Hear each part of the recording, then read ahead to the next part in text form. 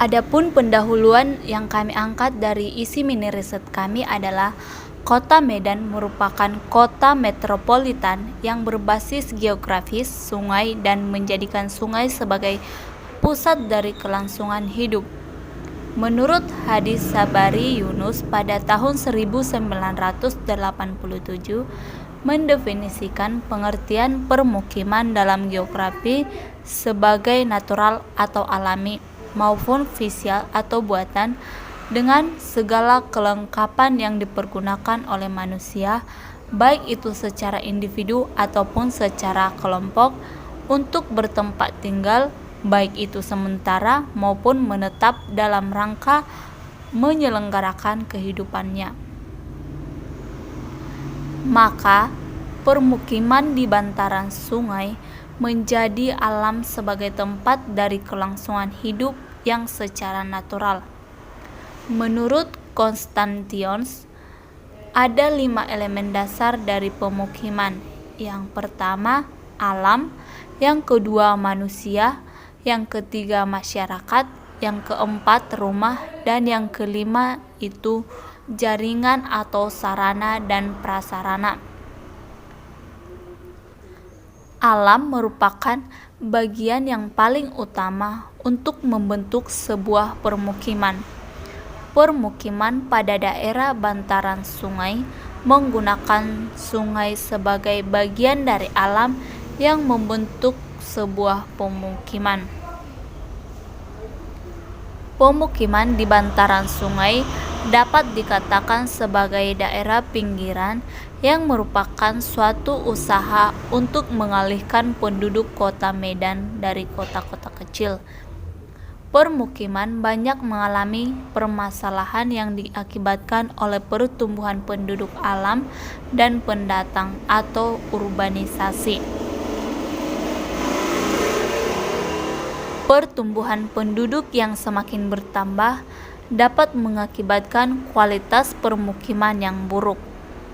Elemen yang paling dasar dari permukiman yang tidak diatur tanpa adanya perencanaan yang baik, maka akan mengakibatkan letak rumah pada permukiman menjadi tidak teratur.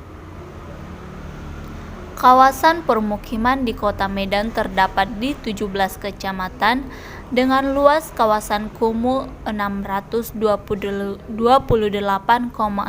hektar atau 2,37% dari luar Kota Medan. Medan Labuhan merupakan salah satu dari 21 kecamatan di Kota Medan yang memiliki permukiman pada bantaran Sungai Deli. Luas dari permukiman kumuh pada Kecamatan Medan Labuhan sebesar 56,60 hektar yang terbesar di 3 kelurahan, yaitu Kelurahan Tangkahan Besar dan Kelurahan Pekan Labuhan.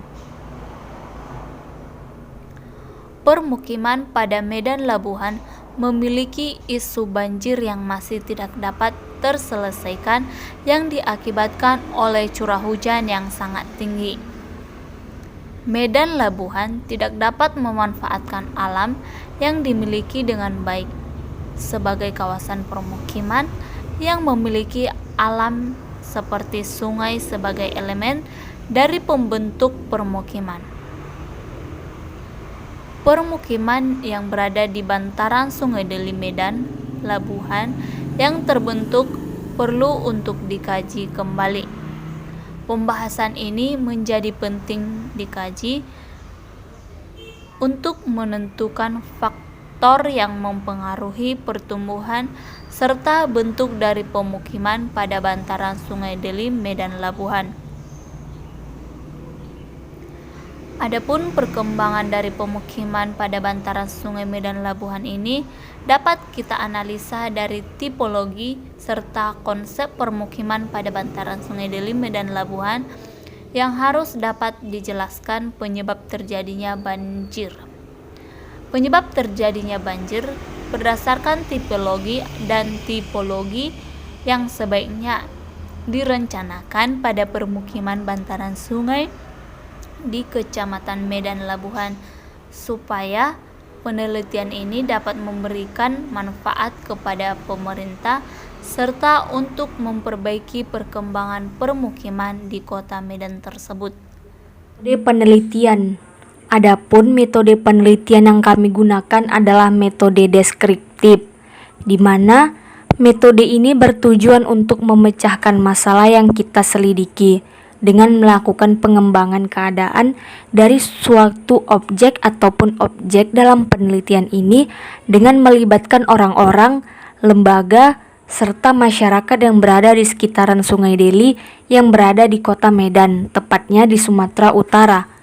Adapun langkah-langkah yang kami lakukan adalah mengidentifikasi sebuah permasalahan yang signifikan untuk pemecahan dari permasalahan tersebut, merumuskan permasalahan yang secara jelas, serta kami melakukan studi dari permasalahan tersebut.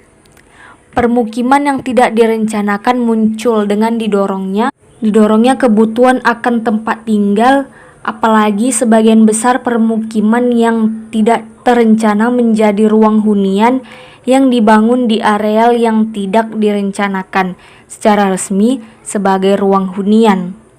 Pembangunan permukiman informal dan terus tumbuh dikarenakan aspek sosial warga tersebut. Aspek-aspek ini dilakukan dari tempat asal di mana tempat tinggal penghuni. Pengaruh keuangan dari proses ini dan nilai tinggi dari pasar real estate formal merupakan salah satu faktor yang mempengaruhi pertumbuhan permukiman tidak terencana. Pengembangan fisik permukiman informal berupa pola, sirkulasi, dan lokasi yang didirikan terutama pada dimensi sosial. Di sisi lain, analisa bentuk fisik seperti jalan, plot, dan pola bangunan dapat memperkirakan dampak langsung terhadap hubungan sosial. Populasi yang tumbuh umumnya didukung oleh keadaan sosial dan latar belakang ekonomi yang serupa. Permukiman tidak terencana memiliki karakteristik yang berbeda dibanding dengan daerah lain. Karakteristik umum tersebut merupakan utama dalam menilai apakah permukiman dibangun tidak terencana atau tidak. Hubungan spasial juga membentuk ruang yang dapat digunakan untuk penghuni untuk berinteraksi atau sebagai area perumahan. Perumahan permukiman yang tidak terencana juga akan meningkat jika ada kesetaraan sosial pada penghuninya. Aspek ekonomi merupakan salah satu faktor yang mempengaruhi pengembangan permukiman yang tidak terencana. Dalam memenuhi aspek ekonomi, maka terjadi peningkatan migrasi ke daerah perkotaan. Migrasi umumnya dilakukan untuk meningkatkan ekonomi, kondisi yang dapat diperoleh di kota-kota besar. Para imigran yang mengharapkan kehidupan yang lebih baik akan melakukannya, membutuhkan ruang untuk tempat tinggal mereka. Memenuhi kebutuhan akan tempat tinggal akan dimanifestasikan dengan mencari kawasan perumahan yang terasa sesuai dengan kapasitas ekonomi mereka. Selain itu, pergerakan di antara penghuni juga memungkinkan terciptanya ruang interaksi umum ekonomi di wilayah tersebut. Interaksi antara penghuni menguntungkan. Dengan demikian, ruang interaksi tersebut yang mendukung kegiatan ekonomi penduduk di wilayah tersebut.